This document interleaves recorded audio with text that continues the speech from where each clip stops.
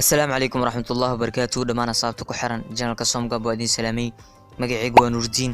Haddaba maanta muuqaalkan waxaa idinkugu soo gudbin doonaa qaabka loo qurxiyo ama loo caddeeyo sawirada. Ku soo dhawow.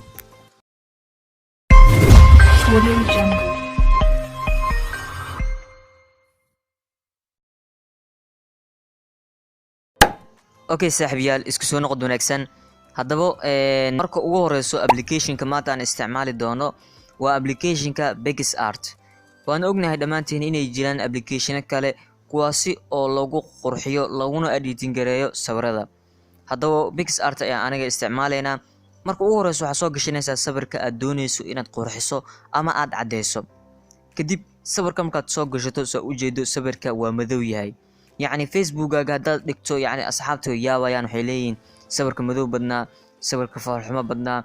Haddaba marka ugu horeyso waxaad u baahan tahay sawirka inaad cadeyso oo aad ka dhigto sawir qurxan oo yacni asxaabtaada soo jiidanayo.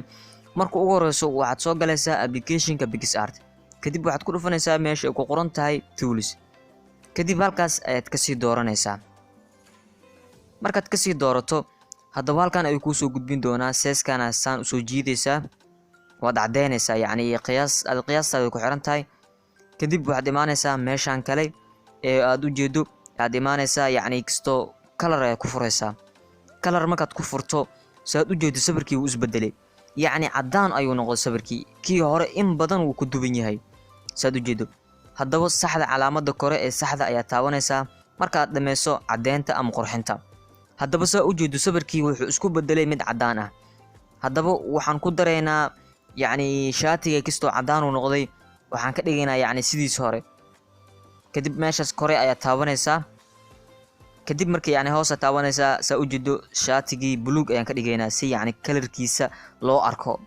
ilaan marka hore cadaan aan ku furnay. kadib tartiib ayaa yacni qalinka ugu xoqaysaa cadaanta yacni si kalarka loo arko. kadib markaad sidaas yeesho waxaad taabanaysaa meesha kore ee saxda ah. markaad taabato saad u jeedo sawirkii yacni sidii hore in badan uu ka duwan yahay. yacni sawirka wuu cad yahay saa u jeedo asxaabtaadan aad bay ula yaabayaan. sawirka hore haddaa idin tuso waa sidan, markaan cadeyno waa sidan. marka hore sidaas ayuu ahay, haddana sidaan aan ka dhignay.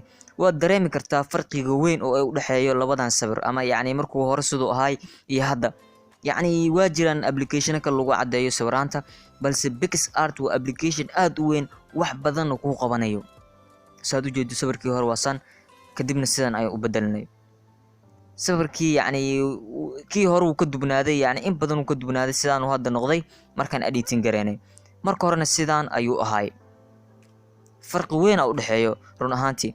haddaba waxaan u maleynayaa inaad ka faa'iiday videogan. waxaan in badan aan rajeynayaa in application-ka PixArt aad yacni gali doonto meelo kala duwan aad yacni booqan doonto si application-kan waxyaabo badan aad ugu barato. haddaba muuqaalkan intaan ayaan kusoo gabagabeynaynaa. mahadsanidin dhammaantiina.